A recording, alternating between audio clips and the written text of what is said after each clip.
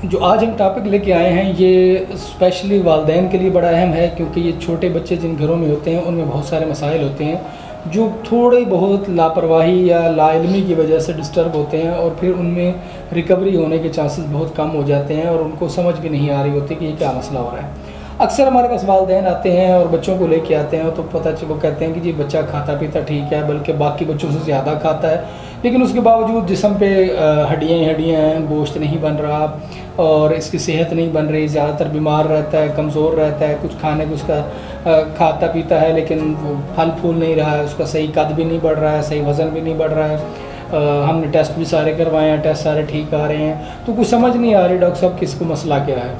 ऐसे बच्चे आमतौर पर इग्नोर हो रहे होते हैं और उन बच्चों में सबसे ज़्यादा जो इशू आ रहा होता है वो पेट के कीड़ों का होता है, जिसको हम हेलमिंथिक्स कहते हैं। ये जो मसला होता है ये चूँकि ज़ाहिरी तौर पे नज़र नहीं आ रहा होता और ये किसी टेस्ट में भी नहीं आता, इसलिए ये लोगों के लिए ज़्यादा परेशानी का बायस बनता है। और दूसरी बात ये कि इसके ज़ाहिरी तौर पे कोई टेस्ट या अल्ट्रासाउंड या एक्सरे में जब नज़र नहीं आता तो उसकी तशख़ीस बहुत लेट होती है। उसका नुकसान क्या होता है कि जो ग़िज़ा बच्चा खा रहा होता है उसका बच्चे को फ़ायदा होने के बजाय वो पेट में मौजूद कीड़ों को फ़ायदा हो रहा होता है। वो कीड़े उसकी खुराक खा रहे होते हैं और उस खुराक की मदद से वो अपने अंडे बच्चे और दे रहे होते हैं। मतलब अगर पहले पेट में एक कीड़ा था तो बच्चे की खुराक खाने से उसने अपनी नस्ल बढ़ाई, अब पेट में 10, 15, 20, 50 सैकड़ों कीड़े बन गए और जो कुछ भी वो खा रहा है वो कीड़े खाते जा रहे हैं। और उसके साथ साथ क्या होता है कि उसमें खून की कमी होना शुरू हो जाती है। कीड़े ना सिर्फ उसकी खुराक खाते हैं बल्कि उसकी अंतड़ियों से खून भी चूसते हैं, इसकी वजह से उसमें खून की कमी का शिकार होना। और इसके अलावा जो बड़े अहम पॉइंट हैं जो वालिदैन को नज़र रखनी चाहिए बच्चे के ऊपर, और बच्चे को वो चीज़ें डॉक्टर को बतानी चाहिए ताकि उसका सही इलाज कर सकें। उसमें पहले नंबर पे ये है कि आप ये देखें कि जहाँ पखाने की जगह होती है वहाँ बच्चा खारिश तो नहीं करता। अमूमन ऐसा होता है कि जब उसको पेट के अंदर कीड़े तंग करते हैं, क्योंकि ये बीमारी उन बच्चों में होती है जो सही तरह से बोल नहीं पाते, समझा नहीं पाते, अपने डिजीज़ एक्सप्लेन नहीं कर पाते, ये ज़्यादातर उन उम्र के बच्चों में होती है।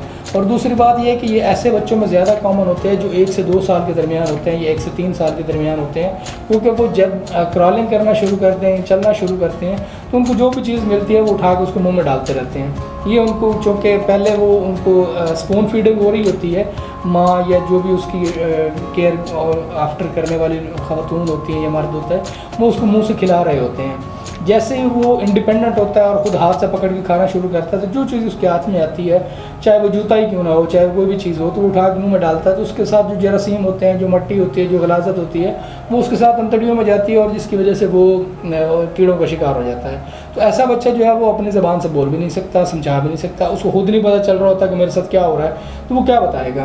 तो ऐसी अलामात मैं आज आपको बताने जा रहा हूँ जिसके ज़रिए आप एक तो तशख़ीस मुकम्मल कर पाएंगे, और वो अलामात अगर आप डॉक्टर उसको नोटिस करके डॉक्टर से बात करते हैं, डॉक्टर को जाकर बताते हैं, तो डॉक्टर के लिए भी आसान होगा कि वो आपके बच्चे की सही तशख़ीस करके उसकी सही ट्रीटमेंट कर सके और वो टाइमली बच्चा जो है वो अपनी पोजीशन में आ सके। इसमें सबसे बड़ा इशू ये भी होता है कि यही उम्र होती है बच्चे के बढ़ने की भी, बच्चे का कद बढ़ने की, बच्चे का दिमाग बढ़ने की, बच्चे की नज़र बढ़ने की, बच्चे की पट्ठों की ताकत बढ़ने की। और इसी उम्र में अगर वो कीड़ों का शिकार हो जाता है और उसके पेट में कीड़े बनना शुरू हो जाते हैं तो वो फिर क्या होता है कि उसकी ग्रोथ रुक जाती है, उसकी ग्रोथ उस लेवल पर नहीं हो पाती, जिसकी वजह से उसकी सारी ज़िंदगी के लिए मसाइल जो हैं वो बढ़ते रहते हैं। उसमें आपने किन चीज़ों पर नज़र रखना है, हम दोबारा उसी टॉपिक की तरफ आते हैं कि सबसे पहले तो आपने ये नोट करना है कि क्या बच्चा जहाँ पखाने वाली जगह पर बार बार खारिश तो नहीं करता, उसको इचिंग और इरिटेशन तो नहीं होती। दूसरी बात ये कि जब वो रात को सोता है तो क्या वो अपने दांत तो नहीं किरचता। नींद की हालत में जो दांत किरचते हैं इसका मतलब ये होता है कि उनको इंटेस्टाइनल इरिटेशन है। फिर दूसरी बात ये होती है कि जब बच्चा तकिए पे सर रख के सोता है तो क्या उसके मुंह से राल तो नहीं टपकती, उसके मुंह से पानी तो नहीं टपकता रहता है कि जब उसको आप करवट दिलाएं या उठाएं तो पता चले कि वो जो तकिया जहाँ पे उसने सर रखा हुआ था, उसका मुंह लग रहा था, वो जगह गीली हो चुकी होती है। तो इसका मतलब ये होता है कि उसकी अंतड़ियों में कीड़े जैसी अलामत हो सकती हैं। इसके अलावा बच्चे का या तो बिल्कुल भूख नहीं लगती, वो बिल्कुल भी नहीं खाता, या ऐसी कंडीशन में बहुत ज़्यादा खाता है, उसको बार बार भूख लगती है, हर 5-10 मिनट बाद कुछ ना कुछ खाता रहता है, लेकिन उसके बावजूद उसकी सेहत नहीं बन रही होती। लेकिन ऐसा बच्चा जो है वो एक्टिव और चालाक नहीं होता। ये चीज़ हमें नोट करनी है कि ऐसा बच्चा खा पी ज़्यादा रहा होगा लेकिन एनर्जी में वो लूज़ होगा, वो लेज़ी होगा, वो ढीला ढाला होगा, वो एक्टिवली शरारतें नहीं करेगा, एक्टिवली खाए पिएगा नहीं, बल्कि वो खा पी के कभी वहाँ ढिलक रहा होगा, कभी वहाँ हो रहा होगा, लेकिन वो सही तरीके से अपनी चुस्ती और तवानाई नहीं दिखाएगा। तो ऐसा बच्चा जो होगा वो अमूमन पेट के कीड़ों का शिकार होता है। अब इसमें जो कन्फर्मेटरी टेस्ट हैं, जो फिजिकल साइंस सिम्टम है, वो भी डॉक्टर नहीं कर सकता, वो आपको करना है बीइंग एज अ पेरेंट्स। आपको ये देखना है कि जब बच्चा पखाना करता है तो उसकी माँ या बाप या जो भी उसकी केयरिंग है, जो उसके साथ रहती हैं ख़वातीन हैं या आपने आया रखी हुई है, जो भी व्हाट्सएवर जो भी है, वो उसके साथ जाकर उसके वाशरूम को ज़रूर चेक करें कि आया उसके पखाने में कोई कीड़े आ रहे हैं या नहीं आ रहे हैं, क्योंकि बच्चा खुद से क्लियर नहीं बता सकता।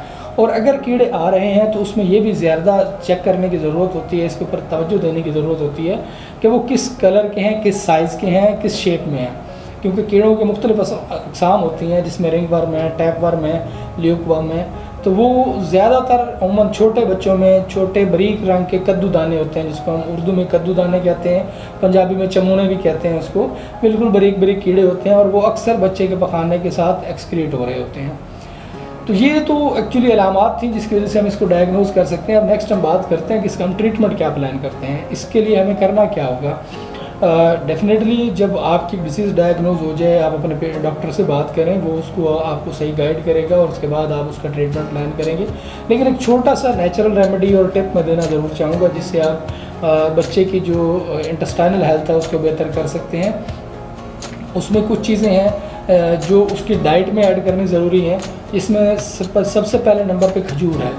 खजूर अगर आप उसको खाली पेट देते हैं, निहार मुँह देते हैं, तो उससे क्या होगा, उसके जो पेट के दाने हैं या पेट के जरासीम हैं वो ठीक होना शुरू हो जाते हैं। ये तिब्बे नबी में से नुस्खा है और ये बहुत इफेक्टिव होता है। अगर खाली पेट खजूर के दाने इस्तेमाल किए जाएँ तो इंटेस्टाइनल वर्म्स और इंटेस्टाइनल जर्म्स जो हैं वो किल होते हैं और उससे मैदे और अंतड़ियों की नशोनुमा जो है बेहतर होती है।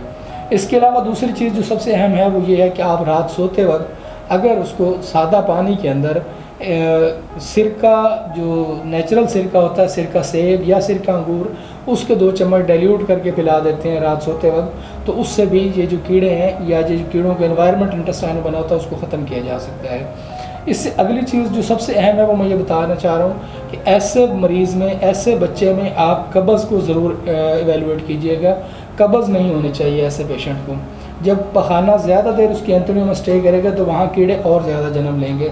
अगर आपका बच्चा सुबह उठने के बाद 10 मिनट के अंदर अंदर वाशरूम नहीं जाता तो उसका मतलब ये है कि वो कब्ज़ का शिकार है और वो 2-2, 3-3 दिन पखाना नहीं करेगा। तो इन चीज़ों पे नज़र रखें कि अगर बच्चा सुबह सुबह वाशरूम नहीं जा रहा तो उसका मतलब है वो कब्ज़ का शिकार है।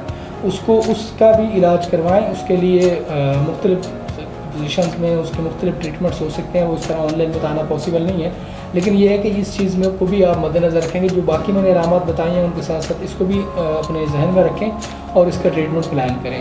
मज़ीद आपका कोई सवाल हो या किसी किस्म का कोई और इशू हो तो अपने कमेंट बॉक्स में ज़रूर पूछिएगा, हम उसका ज़रूर जवाब देंगे। Thank you.